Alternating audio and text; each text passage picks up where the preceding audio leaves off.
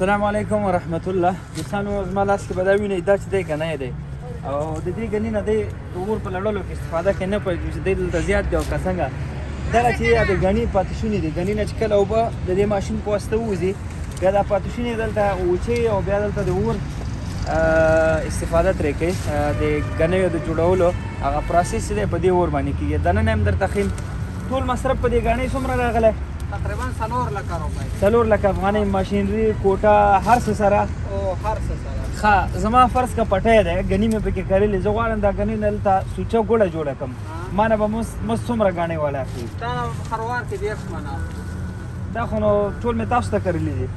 مونږ ته نه دي کرلي بس هغه خاص رواج دی ښه مطلب اتیا منه ګنیو کې 10 منه ګني تاسو اخلي که ګوړه اتیا منه ګوړه کې مونږ 10 منه ګوړه اخلو 50 منه ګوړه هغوی ته 50 منه ما ته راکوئ والله عجیبه خبر ده ښه نو زه خو وایم چې ډېر ښایسته بزنس دی چا سره 4 لک افغانۍ وي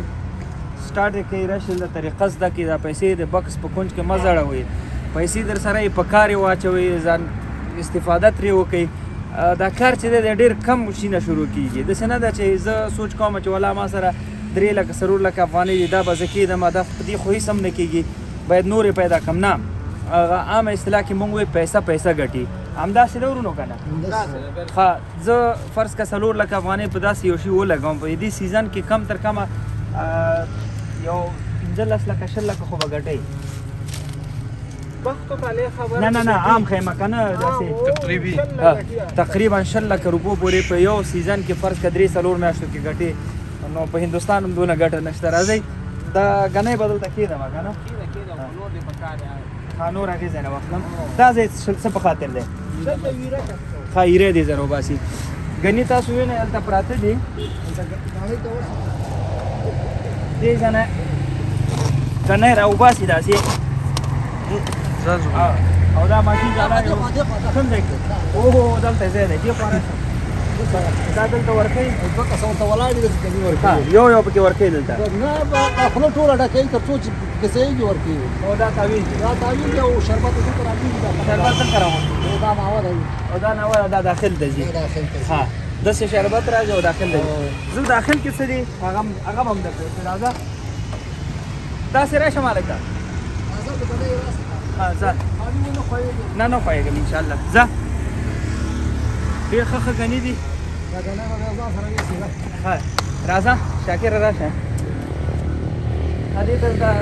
ډیزلو دا ماشین لګولی دی ماشین په لار لګولی السلام علیکم موږ خو د خپلو ویډیو دلته شروع کړی خیر تاسې خاموش کړئ راشه وبخه بیرون ته کم پایپ تاسو ته معلومېده هغه دلته راځي صفایي خیال خو ساتل کېږي که نه بیا دلته بهر چې کوم اور تاسو کته نو دغه هغه د ګنیو سوچه اوبه دي دا نو خوټ کېږي دې باندې دا صفا کېږي دا اخیره په دې ټولۍ کې ده هغه کې جالۍ ده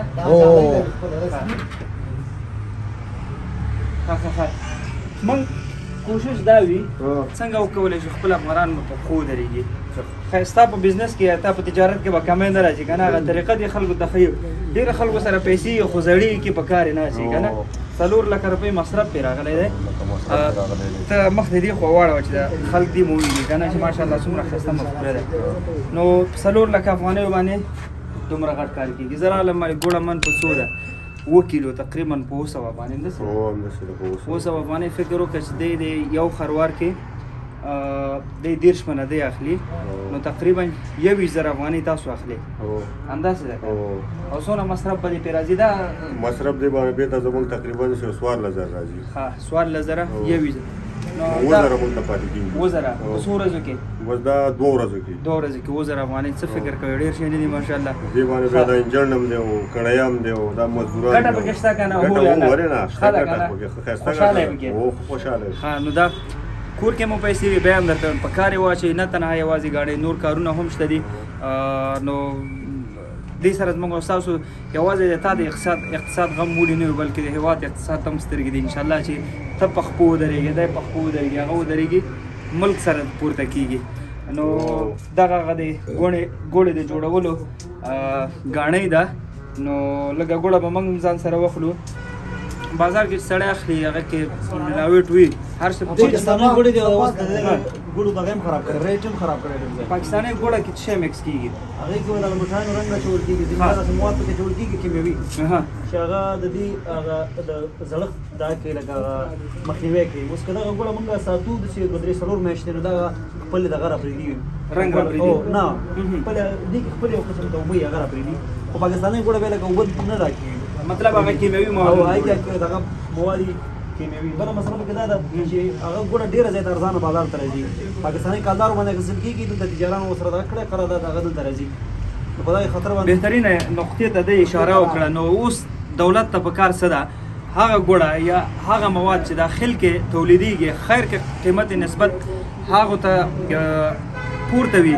خو دلته د صحت مسله هم ده طبعا په یو موادو کې کیمیاوي مواد یو ځای کېږي په ځای د دې چې صحت ته ګټه وکړي نقص رسوي دا باید په نظر کې ونیسو که چېرته مالیات په دغسې موادو باندې پورته لاړ شي نو انشاءالله مطمئن یم چې د دې ارزښت به پیدا کېږي ګوړه لکه دلته نه راتلله کله چې دا ګنی زمونږ غټ شولو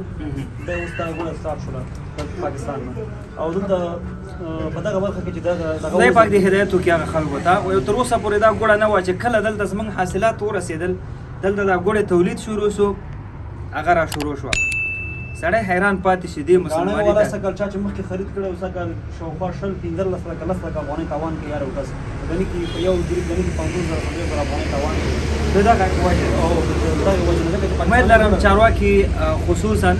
مالیې وزارت دغه نقطې ته زیات پام وکړي ځکه زموږ او ستاسو باوري یم که چېرته دا سږ کال وځپل شو راتلونکي کال کې دی زړه نښه کوي بل زړه نښه کوي زړه تورن به نو بیا به نور هم دربدري نو که چېرته خپل تولیدات مو قوي شي خپل تولیداتو ته اوږه ورکړو حکومت هم ورته مخته راسي نو مطمئن یم چې زموږ هېواد ډېر